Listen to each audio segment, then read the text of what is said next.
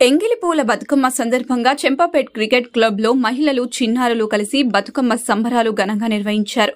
ప్రతిష్టాత్మకంగా నిర్వహించే బతుకమ్మ పండుగను ప్రతి ఒక్కరూ జరుపుకోవాలని, బతుకమ్మ పండుగ ప్రాముఖ్యతను తెలుసుకోవాలని కోరారు.